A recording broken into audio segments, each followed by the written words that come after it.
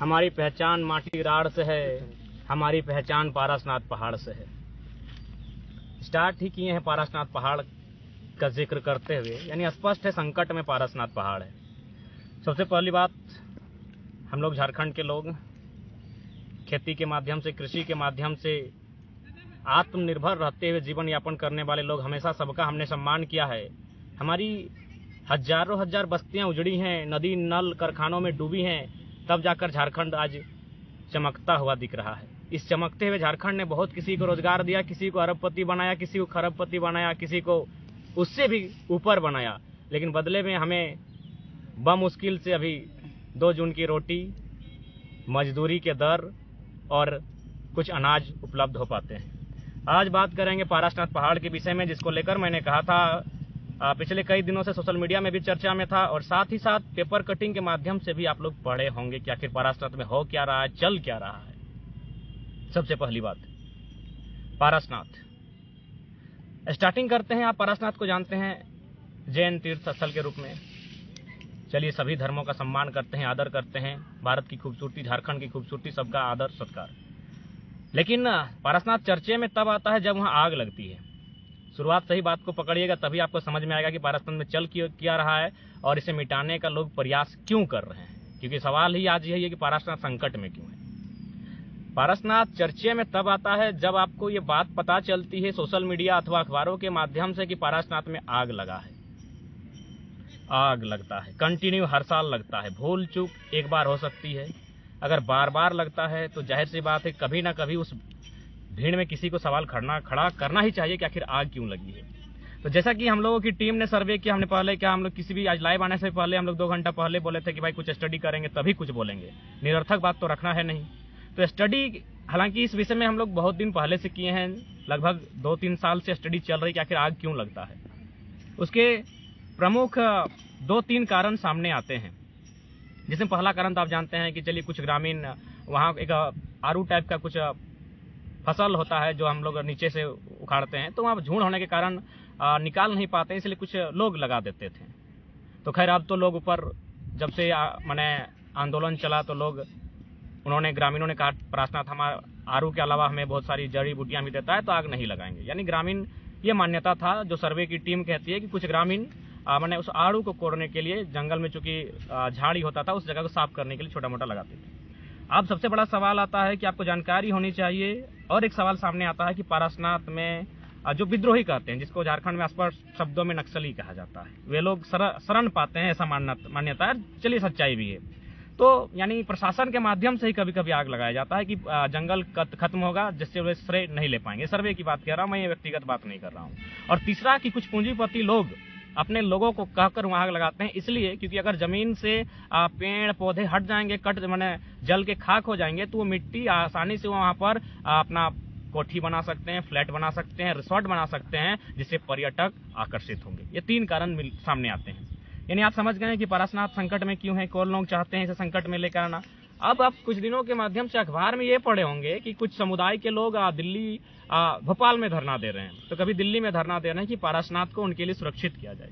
पहली बात, प्रकृति, चाहे पहाड़ हो, नदी हो, झील हो, झरना हो, ये व्यक्ति, जाति, धर्म विशेष का नहीं होता है। प्राकृतिक सबका उस पे योगदान होता है, सबके लिए होता है। दामोदर नदी का पानी हो, स्वर्णरेखा नदी का पानी हो, खरकई नदी का पानी हो, या किसी अन्य नदी का पानी हो, प्राकृतिक उस पर सबका अधिकार होता है। ठीक उसी प्रकार पारसनाथ पर सबका रहने वाले सबका अधिकार है। लेकिन अब क्या साजिशें चल रही है, कोई तर्क दे रहा है, दलीलें दे रहा है कि हमारी धार्मिक आस्था, आपकी धार्मिक आस्था का सम्मान करते हैं। बल्कि हमने टीम से यह भी चर्चा किया, पारसनाथ के इर्द गिर्द रहने वाले गांवों से भी इस धार्मिक आस्था को भी लेकर हमने चर्चा किया। अहिंसा, बलि देना और बलि ना देना पर भी चर्चा किया। तो देखिए, किसी का आस्था बलि देना पर होता है, किसी का आस्था बलि ना देना पर होता है। दोनों आस्था का विषय है और दोनों ही धर्म का, दोनों ही कर्म का विषय है। ये अब चूज आपको करना पड़ता है कि आपकी आस्था किसमें है। जब हम आपकी आस्था को आहत नहीं करते हैं तो अगला को भी हमारी आस्था को आहत नहीं करना चाहिए। तो ये बलि की विषय को लेकर हमने काफी बुद्धिजीवियों से बात किया। उन्होंने एक लाइन में कहा कि ठीक है, बलि ना होना किसी दूसरे के लिए आस्था का विषय हो सकता है, लेकिन यदि आप किसान हैं, तो आप इससे दूर नहीं भाग सकते, क्योंकि आपको 12 महीना खेतों में रहना पड़ता है, विभिन्न मौसम से लड़ना पड़ता है। आपके शरीर में तभी ऊर्जा और शक्ति आ सकती है जब आप में मांसाहार होगा। और उन्होंने यह भी तक कहा, बुद्धिजीवी वर्ग ने, जब इस विषय पर हमने अध्ययन करना चाहा कि बलि को लेकर, उन्होंने स्पष्ट कहा कि अगर तुम किसान परिवार से हो, कृषि करते हो, तो फिर तुम इस बलि के विषय में बात ही नहीं कर सकते हो। जैसे तुम खेत में घुसते हो, ऑटोमेटिकली जीव जंतु, छोटे कीड़े मकोड़े, उनकी जाने जाएंगी। लेकिन यह भी नीतिगत सिद्धांत है कि किसी की मानव सभ्यता की रक्षा है, तो अगर किसी की बलि भी जाती है तो बुरा नहीं होता है। और उन्होंने ये भी तर्क दिया कि हम तो बलि कुछ लोगों की ली जाती है, माने छोटे मोटे कीड़े मकोड़ों की, अगर उदाहरण के तौर पर खेती के समय, लेकिन पेट भी तो हजारों का भरता है। इसीलिए अगर किसी की जान जाने से माने नुकसान होता है तो उसकी तुलना में हम लोग भरपाई भी बहुत ज्यादा करते हैं। तो इस विषय पर आप स्पष्ट रह जाइए कि भाई हम लोग जिस समुदाय से आते हैं, खेतीहर, कृषक वर्ग, आदिवासी मूलवासी, तो वो हमारी भी आस्था है। पारसनाथ पहाड़ किसी व्यक्ति विशेष, किसी धर्म विशेष का नहीं होना चाहिए। लेकिन आज जिस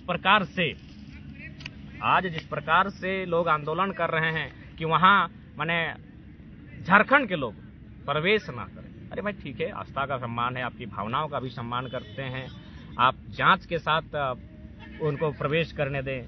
या फिर उसी पहाड़ के इर्द गिर्द बहुत सारे गांव हैं जहां आदिवासी मूलवासी रहते हैं, उनका भी अपना पर्व त्योहार है, और उनके पर्व त्योहार में मुर्गी चेंगना का भी बलि होता है। जब हम आपकी आस्था का सम्मान करते हैं तो अगला को भी हमारी आस्था का सम्मान करना चाहिए। ये विविधता है, संसार विविधताओं में है, और प्रकृति ने बनाया है, ये तो हमने तय नहीं किया है। अगर प्रकृति ने नहीं बनाया होता तो हिरन और शेर नहीं बनते, क्योंकि शेर हिरन का अगर ग्रास नहीं करेगा तो शेर जीवित नहीं रहेगा, और फिर अगर वो जीवित नहीं रहता तो फिर प्रकृति ने उसे बनाया क्यों है? तो सवाल बहुत खड़े होंगे। लेकिन प्रश्न ये उठता है कि सदियों से ये छल कपट झारखंड के मूलवासी आदिवासियों के साथ ही क्यों?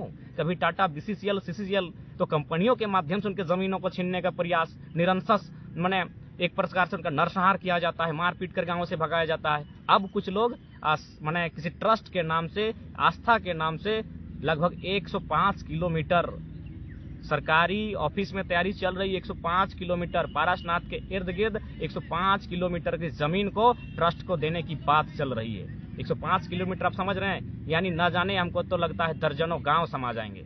वे गांव जो पारसनाथ पहले से अस्तित्व में, सॉरी माफी चाहेंगे, इस पारसनाथ जिस चीज के लिए हम लोग जानते हैं, जैन जो तीर्थंकर थे उनकी आस्था का विषय है, लेकिन जब से उससे पूर्व से वो गांव अस्तित्व में है तो उन गांवों में संकट आएगा। और कहीं ना कहीं आज केंद्र सरकार जो रही है, अक्सर उन्होंने पूंजीपतियों का सपोर्ट किया है, और पूंजीपति धार्मिक आस्था के नाम पर या अपने स्वार्थ, अपने लाभ की पूर्ति हेतु आज एक बहुत बड़ी साजिश को रच रहे हैं। और इस साजिश को मुझे लगता है आज पूरे झारखंड, विशेषकर पारसनाथ के जो वासी हैं, उन्हें समझना होगा, और आज आपको तार्किक होकर समझना होगा। देखिएगा, पारसनाथ पहाड़, आप मेरे सोशल मीडिया अकाउंट को भी चेक कर सकते हैं। 3 साल पहले हमने स्टेटमेंट दिया था कि नक्सलियों को माने नियंत्रण में करने के लिए जो सीआरपीएफ के कैंप बनाए जा रहे हैं, ये अपितु नक्सलियों को नियंत्रण नहीं करना है, बल्कि पूंजीपतियों का वहां ट्रैक्टर चलाना है। ये हमने अनुमान में कहा था 3 साल पहले, जब हम यहाँ आज आंदोलन के पूर्व ही कहे थे। आज देख सकते हैं पीरटाण, पर्वतपुर के आसपास, बहादुरपुर नहीं, माफी चाहेंगे, पर्वतपुर के आसपास एक पिकेट बना है, एक निमिया घाट में पिकेट बना है। सबसे पहली बात, आज सीआरपीएफ, मेरे भी बहुत सारे भाई लोग हैं, लेकिन तार्किक बात को उनको भी समझना होगा कि किस प्रकार उद्योगपतियों के संरक्षण के लिए, उन्हें पर्वत पहाड़ों को बेचने के लिए आज सैन्य का प्रयोग किया जाता है। आज लोग सोच रहे हैं कि चलिए नक्सलियों को नियंत्रण में रखने के लिए, क्योंकि पीरटाण क्षेत्र नक्सल प्रभावित क्षेत्र है, इसीलिए वहां पिकेट्स का स्थापना किया गया है। लेकिन याद रखिएगा, जब से पिकेट्स का स्थापना हुआ है वहां आज तक कोई ऐसी गतिविधियां नहीं हुई है, और होंगी भी नहीं। लेकिन हिंसा की संभावना कब बनेगी पता है? जब वहां पारसनाथ पहाड़ का 105 किलोमीटर का जमीन उद्योगपतियों को देने का प्रयास किया जाएगा, तब ऐसे सिचुएशन सामने आएंगे। क्यों नहीं आएगा भाई? तब कौन? इसीलिए आज ये समझना होगा कि आखिर ये नक्सली बनते हैं कैसे, नक्सली बनने के पीछे का कारण क्या है। आज शायद 1980-85 का वो दौर था, जो काम गवर्नमेंट को करना चाहिए था। ये हिंदुस्तान के एक पेपर में भी प्रकाशित हुआ था कि जो काम सरकार को करना चाहिए था, वो काम उस समय नक्सलियों ने किया था। उन्होंने क्या किया था पता है? पीरटान क्षेत्र के अंतर्गत बहुत सारी ऐसी जमीनें थी जो आदिवासी मूलवासियों की थी। उसे किसी महाजन ने, किसी साहूकार ने 2-4 चंद रुपयों में कर्जा देकर उस कर्ज के नाम पर उससे लिया गया था। लेकिन फाइनली उन्होंने गांव वालों, गरीब किसानों को जमीन वापस किया था। वो सरकार का काम था। तो कहीं ना कहीं आज अगर आप पारसनाथ के बैकग्राउंड को जानने के लिए जाते हैं कि वहां आखिर नक्सली शरण क्यों पाते हैं, तो इसके पीछे कारण यही आएगा, एक बहुत बड़ा अन्याय जो यहाँ के मजलूमों के साथ होता है, पहली बात। और हाँ, आपको ये तार्किक होना होगा। बिल्कुल हम भी मानते हैं नक्सली असंवैधानिक विषय है, असंवैधानिक लोग हैं, लेकिन उन्हें संवैधानिक लोग बनाते हैं। अगर आप सोच रहे हैं कि नक्सली हवा पानी नहीं बनता है, उन्हें संवैधानिक लोग यानी करने का मतलब है मंत्रालय में बैठे लोग, संसद में बैठे लोग नक्सली को उत्पन्न करते हैं। क्यों? उन चंद पैसों के लिए, चंद पैसों के लालच में, चंद योजनाओं के लालच में, चंद रुपयों के लालच में इतना बड़ा 105 किलोमीटर का जमीन जो तैयारी कर रहे हैं पारसनाथ को मैंने किसी ट्रस्ट को देने के लिए, तो वे लोग कहां जाएंगे? उनमें से कोई विद्रोही बनकर जब सामने आएगा, जब अपने अधिकार की रक्षा के लिए आगे आएगा, निश्चय ही आप उसे सर कलम करने के लिए उसे एक नक्सलवाद का नाम देंगे। उसके बाद किससे कलम करवाएंगे ये भी देखना होगा। बड़ी दुर्भाग्य का विषय है आज में, चाहे एक तरफ नक्सली को गोली लगे या फिर किसी जवान को लगे, कभी भी तार्किक होकर सोचिए, भावनाओं बह के मत सोचिए। दोनों मिडिल क्लास फैमिली के होते हैं। आज जितने भी पिकेट्स हैं, मेरे जो साथी हैं, अगर वे भी सुन रहे हैं, तो मैं दावे के साथ कहता हूं, चाहे निमिया घाट में जो सीआरपीएफ कैंप का पिकेट बना है अथवा जो पर्वतपुर में पिकेट बना है, उसमें अगर एक भी किसी सेठ, साहूकार, सेठ, मड़वारी का बेटा अगर होगा तो आके दिखा दीजिएगा। कौन होता है? मिडिल क्लास फैमिली का बेटा होता है। एक किसान, कामगार, मजदूर का बेटा जो जीडी रैंक जिसे हम कहते हैं, जो सैन्य में जाते हैं, जो सिपाही की नौकरियां करते हैं, और फिर क्या करते हैं, उससे यहाँ लड़ाया जाता है। ये बहुत बड़ी साजिश, मेरा मानना, ये मेरी व्यक्तिगत राय है, और मैं ऐसे नहीं कर रहा हूं, मैं स्टडी के बाद कह रहा हूं। क्योंकि जब भारत आजाद नहीं था, उस समय नक्सली नहीं थे। तो सवाल बनता है कि आजाद होते ही नक्सली बने, कौन बने? यानी स्पष्ट शब्दों में कहा जाए, जो लोग उस समय अंग्रेजों के लिए लड़ते थे, जो लोग अंग्रेजों का विरोध करते थे, अगर आजाद भारत में कहा जाए तो वैसे ही तबके के 2-4% लोगों को ही नक्सली नाम दिया गया होगा। आखिर आजाद भारत में नक्सली क्यों है? अंग्रेजों के टाइम क्यों नहीं था? क्या उस समय पूंजीवाद नहीं था? यानी उस समय चूंकि भारत आजाद नहीं था, यानी ये सरकार जो काम अंग्रेज कर रही थी और क्रांतिकारी कर रहे थे, वही काम यहाँ सरकार बैठकर कर रही है। और जो लोग आवाज मान रहे हैं, कुचलने के लिए उसी के भाई से उस भाई को गोली चलवाया जा रहा है। ये तार्किक विषय पर हम बात कर रहे हैं। आज अगर पारसनाथ की बात करें तो कभी आपने देखा है वहाँ मूलवासी हैं, जिनकी जमीनें गई हैं, बिल्कुल आज जो मधुबन, जो आज एक इंटरनेशनल ख्याति प्राप्त है, जमीनें किसकी गई हैं? मूलवासियों की गई है। मैक्सिमम नहीं, 100% जमीनें मूलवासियों की हैं। मैं 4 नक्सलियों का नाम लेना चाहूंगा उस क्षेत्र का, मुझे अब डर भय नहीं है, लेकिन परिस्थितियां क्यों बने वे लोग, क्या कोई इस पर स्टडी करेगा? मैं चाहूंगा जो लोग अगर वीडियो में जुड़े हैं पीरटान के साथ, तो मुझे बताएंगे कि आखिर क्या कारण था कि उन्होंने एक सुंदर सी वादियों में नक्सल को चुना। यही कारण होगा, न्याय, शोषण। क्योंकि उस समय शोषण करते थे साहूकार, महाजन लोग, जो राजा के सामंत हुआ करते थे। ये हम नहीं कह रहे, किताब जो मैंने जिन किताबों का स्टडी किया, झारखंड के विस्थापितों का दर्द, उस किताब में स्पष्ट लिखा है। हिंदुस्तान के पेपर का कटिंग, उसमें स्पष्ट लिखा है। नाम अजय महतो, संजय महतो, मिसिर बेसरा, किशुन हास्ता, ऐसे 125 नक्सलियों की सूची है गृह एवं आपदा विभाग, कारा एवं आपदा विभाग 33/2018 झारखंड सरकार, जिसमें 125 में लगभग 25 जो नक्सलियों की सूची है वो पारसनाथ पहाड़ के इर्द गिर्द है। क्यों? विषय तो बनता है ना। जो एक किस सेना के जवान का वो अपने वीडियो देखा होगा, किसी डिबेट में उन्होंने कहा था कि ये नक्सली होते हैं कौन? शहर से दूर शांत जंगल वनों में अपने पूर्वजों की दी हुई धरोहर खेती के माध्यम से अपने जीविका को उपार्जन करने वाले लोग, जो सरकार की गलत नीतियों के कारण हथियार बंद हो चुके हैं। इस बात को सच्चाई को आपको मानना होगा। मैं स्पष्ट कहना चाहूंगा, मैं अभी भी कहता हूं, मैं एक पढ़ा लिखा छात्र हूं, नक्सल असंवैधानिक है, लेकिन इस असंवैधानिक लोगों को संवैधानिक लोग बनाते हैं। अब इसे फिर से आते हैं, पारसनाथ पर चर्चा करते हैं कि आखिर पारसनाथ में होगा क्या। पहली बात, पूर्ण आस्था का सम्मान करते हैं, लेकिन आप हमेशा आस्था के नाम पर मानवता को नष्ट नहीं कर सकते, आस्था के नाम पर आप इंसान को खत्म नहीं कर सकते। क्योंकि अगर इतना ही आस्था है तो लोग पानी को पूजनीय मानते हैं, लेकिन ध्यान रहे, उसी पानी जिसमें आप पूजनीय मानते हैं, उसको प्रणाम करते हैं, उसको नमस्कार करते हैं, ठीक 10 फीट ऊपर कोई उसमें कूला कर रहा है। तो इसलिए प्राकृतिक विषय जो है उस पर सबका अधिकार होता है। ठीक है, आपके लिए आस्था का विषय है, आप उसे नमन कर रहे हैं, लेकिन ठीक 10 फीट दूरी पर कोई उसी पानी में कूला कर रहा है, क्या करेंगे आप? यही उदाहरण हम देना चाहते थे। ठीक उसी पर का, ठीक आपके लिए आस्था का विषय है, लेकिन वो पहाड़ के चारों ओर हमारे गांव है। जो सदियों से हम लोग भूमिफट है यहाँ के, और हमारी जो राढ़ सभ्यता कहा जाता है उसका एक आदि बिंदु है सीख शिखर नागपुर आधा अधिक खड़गपुर, इस तरह की कहावत की कहा जाता है राढ़ सभ्यता के लिए। तो आज ये विषय अगर आज पारसनाथ के इर्द गिर्द जो लोग हैं, जो गांव वाले हैं, अगर वो जागते नहीं हैं तो मुझे लगता है आने वाले दिनों में बहुत बड़ा संकट आएगा। और इसीलिए, और आपकी एक जानकारी के लिए बता दें, हमारी बात एक झुमरा पहाड़ के भी साथी से हुई। उन्होंने स्पष्ट कहा है कि झुमरा पहाड़ में भी जो पिकेट्स लगाया गया है, नक्सली तो मामूली विषय है। आज उनके पास है क्या, ना आधुनिकता है ना कुछ नहीं है। मेन विषय वो जमीनें सुनने में आया किसी उद्योगपति को दी गई है। झुमरा पहाड़ के नीचे की जमीनें जबरन किसी उद्योगपति को दी जाएगी। मैं नाम का खुलासा नहीं कर रहा हूं क्योंकि मैंने पूरी तरह से उसमें अध्ययन नहीं किया है। जिस दिन मैं अध्ययन कर लूंगा उस विषय पर भी मैं पूर्ण जानकारी आपके सामने रखूंगा। जिस दिन उस उद्योगपति जमीन पर चारों ओर अपने बाड़े लगाएगा, अपने कटीले तार को घेरेगा, जाहिर सी बात है गांव के लोग विरोध करेंगे। फिर वही किसान का बेटा जो पुलिस सिपाही बना है उससे उसको लड़वाया जाएगा, मरवाया जाएगा। इधर मरे इधर मरे। नुकसान मिडिल क्लास फैमिली का होता है, नुकसान किसान वर्ग का होता है। किसी रईस का बेटा कभी फोर्स में नहीं जाता है, अगर जाता है तो ऊपर के रैंक में जाता है। ये जीडी जनरल ड्यूटी करने नहीं जाता है। भले आप इसे भावना के तौर पर लेते हैं, लेकिन तार्किक होकर आपको सोचना होगा कि आज 70 सालों के इतिहास में इस देश ने चंद मुट्ठी भर हाथों के कॉर्पोरेट्स के हाथों में इस देश को करने का प्रयास, पारासनाथ उसकी एक बहुत बड़ी सोची समझी गहन साजिश लग रही है। अब देखिए फरमान आ रहा है कि जो मैंने ट्रस्ट के लोग क्या कह रहे हैं। मैं बार बार, चूंकि धार्मिक विषय को मैं लेना नहीं चाहता हूं, मैं धार्मिक विषय पर बात भी नहीं करना चाहता हूं। यानी उस आस्था के हटकर जिनकी आस्थाएं हैं वे पहाड़ को चढ़ेंगे नहीं। समझ रहे हैं आप?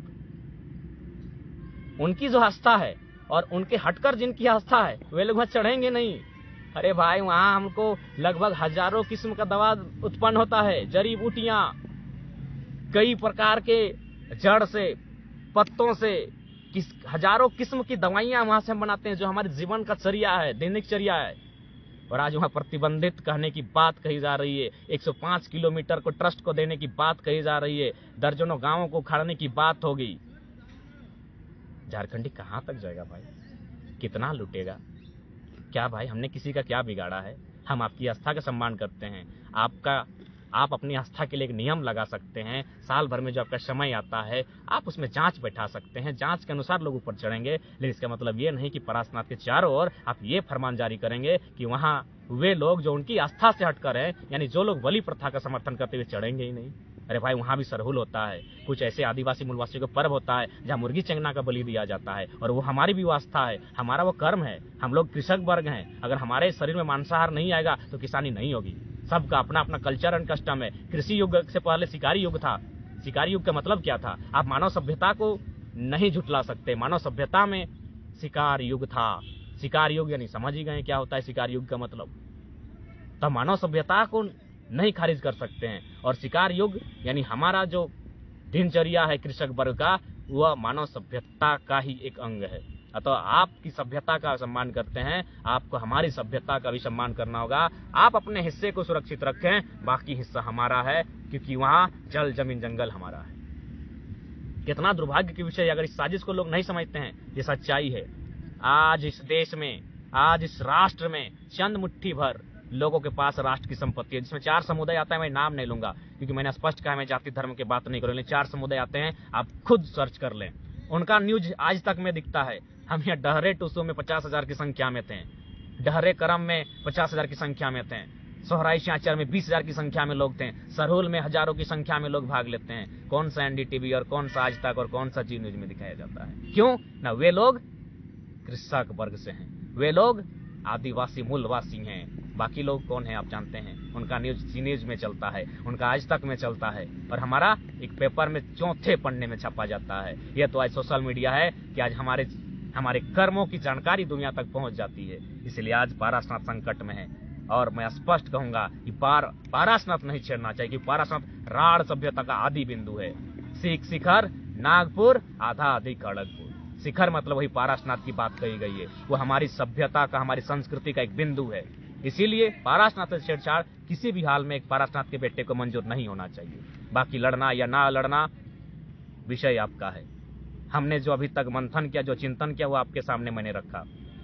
बाकी और भी, क्योंकि पारसनाथ के विषय में आसानी से टॉपिक खत्म नहीं हो सकता है। ये आज के 2 घंटे का अध्ययन है, अभी बहुत सारे विषयों पर बात होगी।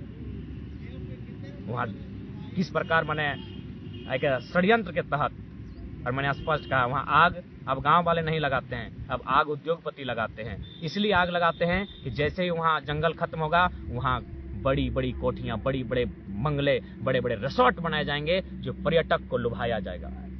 अरबों खरबों का व्यापार होगा। किनका? मैक्सिमम लोग गुजरात से आए हैं। मरेंगे झारखंड के लोग, कटेंगे झारखंड के लोग, लड़ेंगे झारखंड के लोग, बर्बाद होंगे झारखंड के लोग, और गुजरात के चंद उद्योगपति पारसनाथ को कब्जा करने आ रहे हैं। आपकी आस्था का पुनः सम्मान करते हैं। आप दूसरा विकल्प चुनिए, आपके विकल्प का, आपके नियमों का, शर्तों का भी सम्मान है, लेकिन यह फरमान नहीं होना चाहिए कि जो लोग मुर्गी छेंगना की बलि इत्यादि देते हैं वो पारसनाथ से बेदखल किए जाएंगे, क्योंकि जंगल में हमारी आस्था है, जंगल के बीच हम रहे हैं। साफ शब्दों में कहते हैं, हाँ हम लोग भी जंगली हैं, और शिकार हमारा कल्चर, शिकार से ही हम मानव सभ्यता का आगाज हुआ है। उससे पहले ना घर था, ना द्वार था, ना कृषि थी। शिकार से ही मानव का जीवन काल का पहला लक्षण शिकार से दिखता है। तो शिकार में क्या होता है ये सभी जानते, कहने की बात नहीं है। तो आप किसी सभ्यता को झुठला नहीं सकते हैं। हम आपकी सभ्यता का सम्मान करते हैं, आपको हमारी सभ्यता का मान रखना होगा। इसलिए आज पारसनाथ के इर्द गिर्द रहने वाले गांवों को थोड़ा सा सोचना होगा। अगर आज वो नहीं सोचते हैं तो एक दिन ऐसा आएगा, 105 किलोमीटर समझ सकते हैं कितनी बड़ी जमीनों को ट्रस्ट के नाम देने की तैयारी चल रही है, और सरकारी कब्जे बीडीओसी उनके अधीन है। अरबपति हैं पारसनाथ में जितने भी, मधुबन में जितने भी उद्योगपति आकर बसे हैं गुजरात से, सबके सब अरबपति हैं, उनसे सामना नहीं कर पाएंगे। सरकारी महकमों में यह तैयारी चल रही है, जोरों से चल रही है, पारसनाथ से गांव वालों को बेदखल करने की। जानकारी होगी आपको, कुछ दिन पहले हम लोग वीडियो भी डाले थे। एक बुधनी देवी है, एक दलित महिला है बुधनी देवी, फॉरेस्टर आके उसके घर को तोड़ देती है, कहती है कि फॉरेस्टर में बना है प्रधानमंत्री आवास। सबसे पहला बात तो वहाँ कटघरे में सीओ वीडियो सब आएंगे। अगर वो फॉरेस्टर की जमीन थी तो प्रधानमंत्री आवास अलॉट कैसे किया गया? अरे जाइए, सैकड़ों कोठी बनी है पारसनाथ की जमीन पर, कोई डंटा नहीं, कोई कानून नहीं। इसलिए हम बार बार कहते हैं, इंडियन पुलिस एक्ट की बात हम हमेशा करते हैं। इंडियन पुलिस एक्ट 1861 में अंग्रेजों ने इसीलिए बनाया था इंडियन पुलिस एक्ट, कि ज्यादा से ज्यादा हवलदार, चपरासी और माने जमादार, इसमें भारत के लोगों को नौकरी दिया जाए, और जब भी कोई आंदोलन हो, उस आंदोलन को चलने के लिए इनके हाथों में लाठी बंदूक देकर उन्हें पीटा जाए। यानी किसान के बेटे से किसान के बेटे को अंग्रेजों के टाइम से आज तक पिटवाया जा रहा है। और हम लोग गर्व से कहते हैं देश सेवा। क्यों? देश में आदिवासी मूलवासी नहीं आते हैं। पारसनाथ का पहाड़ किसी व्यक्ति विशेष, जाति धर्म विशेष का होता है। हम गर्व से कहते हैं जी नहीं, आज तार्किक होकर सोचना होगा, नहीं तो आने वाला दिन इसी प्रकार साजिशें होंगी। एक भाई सेना में जाएगा, एक भाई नक्सली बनेगा, और फाइनली दोनों एक दूसरे को गोली मारने के लिए तैयार रहेंगे। ये कंडीशन देश के हालात बन रहे हैं। ये हम कहाँ कह रहे हैं? बक्सर जाइए, अब जहां जाना है, जहां जहां पहाड़ है, जहां जहां प्राकृतिक संपदा है, वहां ऐसी स्थिति है। क्या नहीं खोया है हमने? जाइए 50 साल पीछे चले जाइए, किस प्रकार अन्यायपूर्वक हमारी जमीनों को कभी टाटा ने, कभी बीसीसीएल ने, कभी सीसीएल ने, तमाम कंपनियों ने, तमाम परियोजना के नाम से लिया गया है। क्या मिला हमें? अब ट्रस्ट के नाम पर और किसी आस्था के नाम पर हमारी जमीनें, हमारे गांव, हमारे जंगलों को, हमारे पहाड़ों को, हमारी नदियों को छीनने का प्रयास किया जा रहा है। झारखंड का मतलब ही था जल, जमीन, जंगल। स्वर्णरेखा नदी का पानी टाटा का हो गया, पता नहीं चला। पेपर पढ़ते हैं ना, पढ़ लीजिएगा। स्वर्णरेखा नदी का पानी टाटा का हो गया है। पंचायत डैम का पानी बीएसएल का है। अब पारसनाथ पहाड़ किसी ट्रस्ट का होने जा रहा है। बाकी हम लोग झाल बजाने के लिए हैं, हम लोग गर्दन झाल बजाने के लिए कटाते हैं। जमीनें हमारी, कॉलेज स्कूल बनेगा हमारी जमीनों पर, और प्रिंसिपल बन के आएंगे यूपी बिहार के लोग। यहाँ के छात्र झाल बजा रहे हैं। ठीक है, इस विषय में और भी बात करेंगे। आज की स्टडी में इतना ही मैंने पाया, और फिलहाल क्रिकेट का मैच भी चल रहा है, बैटिंग का नंबर आ रहा है, क्षमा चाहेंगे। जय झारखंड, जोहार झारखंड। पुनः कहेंगे, मेरी पहचान माटी राड़ से है, मेरी पहचान पारसनाथ पहाड़ से है।